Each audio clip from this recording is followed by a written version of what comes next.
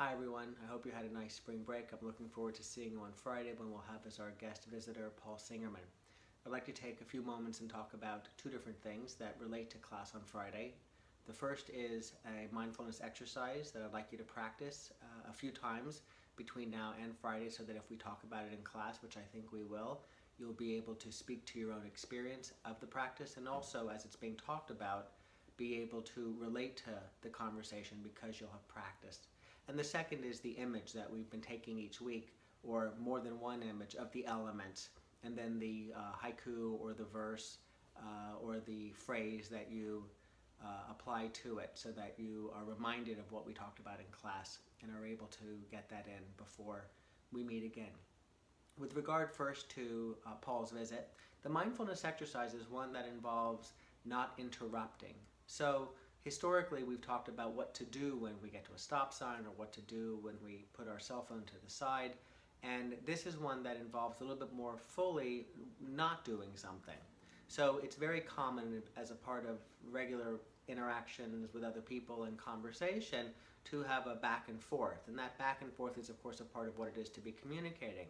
But as we've talked about before in earlier readings that have been about mindful communication, we've explored what it is to not interrupt. And if we pay close attention to the dynamic of conversation, we'll find that at times we are in fact interrupting someone, we're cutting them off. Now, oftentimes this goes unnoticed or seemingly undetected.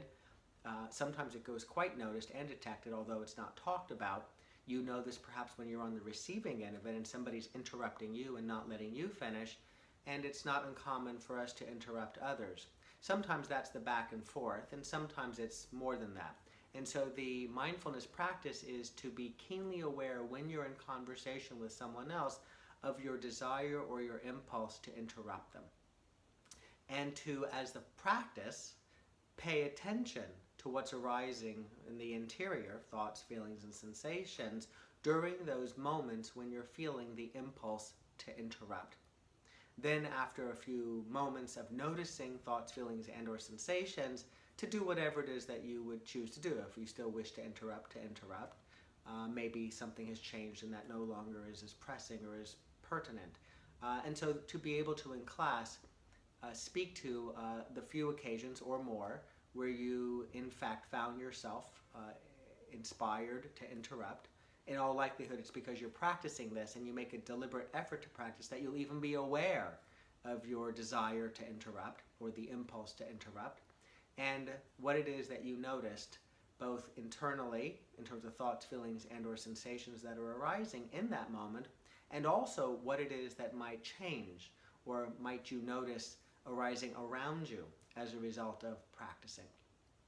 The second, and now as a reminder of what we discussed in class on Friday, the picture that you'll take this week of the elements, whether it's the tree or a tree in the clouds or tree clouds of the sun or a sense of the wind, whatever it is that you may do that brings in the elements, and the reminder is to take a picture that has as many of the elements in a scene that you find compelling, perhaps to even practice for a minute or two or longer mindfulness in that setting, but to capture that image and to then apply, and it can be a haiku or it can be a short phrase, something that more directly than we have thus far done connects you and your body, or you and your thoughts, or you and a sense of awareness or of the breath to the image that you're taking.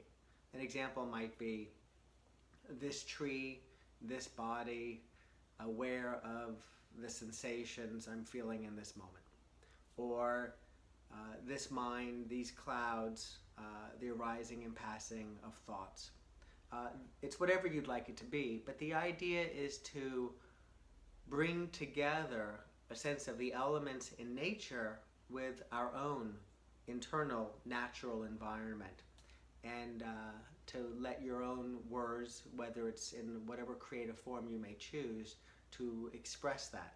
And again, I think that if you take a few moments and you settle down, you quiet down through practicing mindfulness, you'll find a creative expression arises, making that connection, so that it's not an effortful trying to come up with the right words, but it's more of a natural arising of words that express that connection.